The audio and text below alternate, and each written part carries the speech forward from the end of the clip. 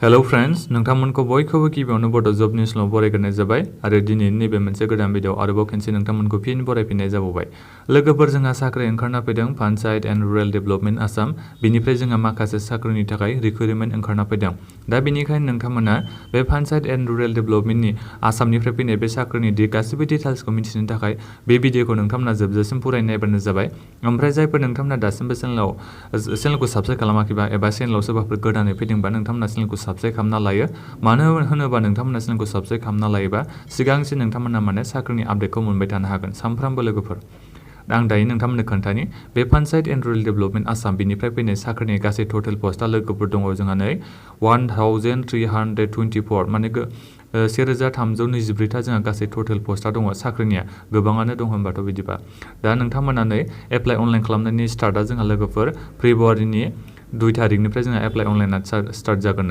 फेब्रुवारि 2 निफ्राय जोंहा apply अनलाइना start जानानै लास्ट डेटआ जाहैबाय एप्लाइ अनलाइननिया फेब्रुवारिनि 16 आव जोंहा एप्लाइ अनलाइना जोबहैगोन होनना बे बुंखाबाय।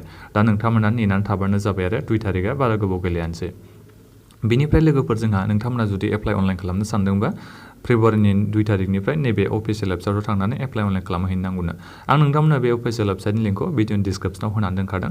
जेब्ला नोंथांमोना फेब्रुवारि 2 जायो अब्ला नोंथांमोना एप्लाइ अनलाइन खालामबानो जाबाय। आं दायो माखासे नोंथांमोना साख्रिनि डिटेल्सखौ एसे खोन्थानि। दा बेहाय माखासे प्रग्राम होनाय दङ लोगोफोर नोंथांमोना नायनो हागोन। नै बिथिं प्रग्राम दङ, केटेगरि दङ, लेभेल दङ, एज होनाय दङ, ओमफ्राय बिथिं नाम्बार अफ पस्ट। जेरै नैबे दङ प्रग्राम CFP बे नैबे केटेगरियाव जाहैबाय ब्लक GIS कअर्डिनेटर। बे मा लेभेलनिनो ब्लक लेभेलनिनो लोगोफोर। बे ब्लक GIS कअर्डिनेटरा मा लेभेलनिनो ब्लक लेभेलनि। दा नोंथांमोना बे ब्लक लेभेलनि ब्लक GIS कअर्डिनेटर बिनि थाखाय एप्लाइ खालामनो सानदोंबा नोंथांमोननि बैसोआ लोगोफोर 25 बोसोरनिफ्राय 40 बोसोरनि सिंनिया एप्लाइ खालामनो हागोननो अनलाइनै। दा बे गासै टटेल पस्टआ दङनो 18 जन माने 18 जनखौ लानाय जागोननो। ओमफ्राय नैबे दङ केटेगरियाव 2 नाम्बाराव ब्लक NRM एक्सपार्ट। बेहायबो लेभेला ब्लक लेभेलनियानो। ओमफ्राय गासै माबाया नोंथांमोननि बैसोआ जानांगोननो माने 25 इयार्सनिफ्राय 40 इयार्सनि सिंनिया गासैबो एप्लाइ खालामनो हागोन। हौवासायानो जाया मानो हिन्जावसायानो जाया मानो गासै टटेल पस्टआ बे 37 था दङ। ओमफ्राय 3 नाम्बाराव दङ लोगोफोर जोंहा ब्लक लाइभहुड एक्सपार्ट एग्रिकालचार एन्ड एलिड। बेनि थाखायबो माने लेभेला जाबाय जोंहा ब्लक लेभेलनि। माने जोंहा बे केटेगरिया बे एग्रिकालचार एन्ड एलिडआव थागोन आरो लोगोफोर साख्रिनि केटेगरिया।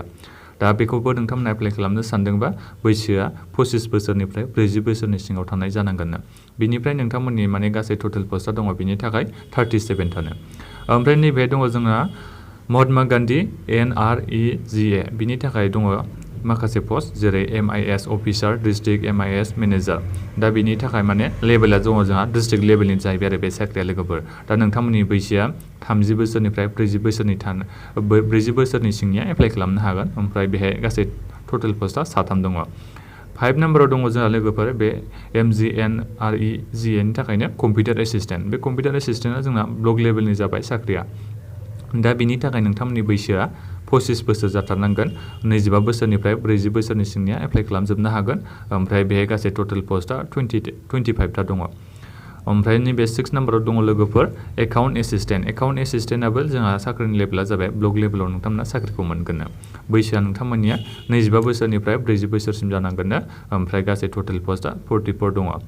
ओमफ्राय नैबे दङ जोंहा 7 नाम्बाराव ग्राम रजगार सहायक बिनि थाखाय दङ साख्रिया। ओमफ्राय बे नैबे जाबायनो GP लेभेलनि जाहैबाय। ओमफ्राय बेहाय गासै नोंथांमोननि बैसोआ 25 बोसोरनिफ्राय 40 बोसोरसिमा एप्लाइ खालामनो हागोन। गासै टटेल पस्टआ 723 था दङ बेहाय। बे माने केटेगरि वाइस होनाय दं आरो लोगोफोर। ओमफ्राय बिथिं नोंथांमोना नायनो हागोन बियो PMAYG बे एसिस्टेन्ट डिस्ट्रिक्ट प्रग्राम मेनेजार बिनि थाखाय साख्रिया दङ डिस्ट्रिक्ट लेभेलनि। बैसोआ नोंथांमोननिया 30 बोसोरनिफ्राय 40 बोसोरनि सिंनिया एप्लाइ खालामजोबनो हागोन। गासै टटेल पस्टआ 9 जन दङ। 9 नाम्बाराव दङ जोंहा लोगोफोर ब्लक प्रग्राम मेनेजार। बेयो ब्लक लेभेलनि थाखाय साख्रि। गासै टटेल माबाया बैसोआ नोंथांमोननि जानांगोन 25 बोसोरनिफ्राय 40 बोसोरनि सिंनिसिमा एप्लाइ खालामजोबनो हागोन। गासै टटेल पस्टआ 137 था दङ। बिनिफ्राय 10 नाम्बाराव दङ लोगोफोर जोंहा ग्राम पन्चायत कअर्डिनेटर बिनि थाखाय साख्रि ओंखारना फैदों। बेयो लेभेला जाबाय ब्लक लेभेला GP। दा बेहाय गासै नोंथांमोननि बैसोआ 25 बोसोरनिफ्राय माने 25 बोसोरनिफ्राय 40 बोसोरनि सिंनिया एप्लाइ खालामजोबनो हागोन। गासै टटेल पस्टआ दङ बेहाय 291। ओमफ्राय गासै गासिबो साख्रिनि पस्टखौ टटेल खालामोबा जोंहा टटेल पस्टआ जाहैनो 1324 दा गासै टटेल पस्टआ जाहैयो। दा बेखिनियानोमोन आरो माखासे साख्रिनि बे डिटेल्स होनाय जेनेबा साख्रिनि नामफोराबो।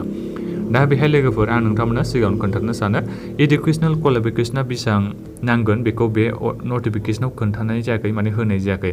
एप्लाइ अनलाइना जोंहा माने फेब्रुवारिनि 2निफ्रायसो एप्लाइ अनलाइना स्टार्ट जागोन नालाय। दा बे बिथांमोना माने बे एडभार्टाइजमेन्टखौ फुरायै डिटेल्सै आरोबाव खेनसे होगोन। दाख्लैनि PNRDनि बायदिनो माने सेम टु नालाय सेम टु सेम बायदिनो माने नोंथांमोना आं खेनसे खोन्थाबावगोन एडभार्टाइजमेन्टआ जुदि फुरायै फैयोबा एप्लाइ अनलाइन खालामनायनि सिगां माने फेब्रुवारिनि 2 तारिखनि सिगां माने 2 तारिखनि सिगां फेब्रुवारिनि 2 तारिखनि सिगां बे माखासे एजनि रिलिजन होनाय दंबावो नोंथांमोना नायनो हागोन। नै एजनि रिलिजना 5 इयार्स। जुदि नोंथांमोना 40 इयार्स होदोंमोनबा दहाय बिथिं अब्ला नोंथांमोना 45 इयार्सनिसिमा एप्लाइ खालामजोबनो हागोन आरो SC STफोर बिथांमोननिया। बिथिं माखासे होनाय दङ लोगोफोर रिक्रुटमेन्टनि माने माखासे प्रसेस होनाय दं नोंथांमोना बेखौ फरायनानै नायनो हागोन। ओमफ्रायथ' आं होनखादोंमोन आसाम गभर्नमेन्टनिखौ एप्लाइ खालामनो सानदोंबा नोंथांमोना जेब्लायबो थानांगोन मा इमप्लयमेन्ट एक्सचेन्ज रेजिस्ट्रेसन कार्ड। दा बिथिं माखासे डिटेल्स होनाय दङ। नैबे हाउ टु एप्लाइ दं। एप्लाइ अनलाइन खालामनो थाखाय नैबे एप्लाइ अनलाइन खालामहैनांगोन ना। दा नोंथांमोना एप्लाइ अनलाइन खालामनाय समाव जेबो एप्लिकेसन फिस हिसाबै जेनेबा पेमेन्ट खालामनांगौनि गोनांथि गैया। गासिबो केन्डिडेटफोरनि थाखायनो फ्रि आरो लोगोफोर। ओमफ्राय दा नोंथांमोना डकुमेन्टसफोरखौ स्केन खालामनानै आपल'ड खालामनांगौ होननानै बे बुंदों। एप्लाइ अनलाइनाथ' नोंथांमोनाथ' मिथिखाबाय फेब्रुवारिनि 2 तारिखनिफ्राय जोंहा एप्लाइ अनलाइना स्टार्ट जागोन। ओमफ्राय नोंथांमोना बेखौ अनलाइनल' एप्लाइ खालामनो हागोन अफलाइननि जेबो जानाय नङा। ओमफ्राय जुदि नोंथांमोना बे साख्रिनि माखासे डिटेल्स आरोबाव मिथिनो सानदोंबा नैबे हेल्प डेस्कआव बिथांमोननि हेल्प डेस्कआव माने खबर लाहरनो हागोन होनना बे बुंदों। बेखिनियानोमोन बे एडभार्टाइजमेन्टआव बेहाय जेनेबा इडुकेसनेल क्वालिफिकेसनखौ होनाय जायाखै। बेजों लोगोसे सेलारिखौ नोंथांमोननो बेसेबां होनाय जागोन बेखौबो खोन्थायाखै। बेखौ माने उनाव बिथांमोना एडभार्टाइजमेन्टखौ फुरायै होगोन। आं नोंथांमोननो जेब्ला एडभार्टाइजमेन्टआ फुरायै फैयो अब्ला नोंथांमोननो आङो मोनसे भिडिअ बानायनानै खोन्थागोन। ओमफ्राय एप्लाइ अनलाइन लिंकफोरखौबो आं नोंथांमोननो भिडिअनि डिसक्रिपसनाव होनानै होजोबगोन। बेखिनियानोमोन। नोंथांमोना भिडिअखौ जाहाथे शेयार खालामना होयो आरो मोजां मोनदोंमोन लाइक खालामदो आरो नोंथांमोना माबाफोर कुइसन सोंनांगौ दङबा सोंहरबानो जाबाय कमेन्ट बक्सआव। आरो बेजों लोगोसे नोंथांमोना कुइसन सोंनो दंबा माने नोंथांमोना बे बड' जब निउस चेनेलनि वाट्सएप ग्रुपआव जइन जानानैबो कमेन्ट खालामनो हागोन। गोजोन्थों लोगोफोर।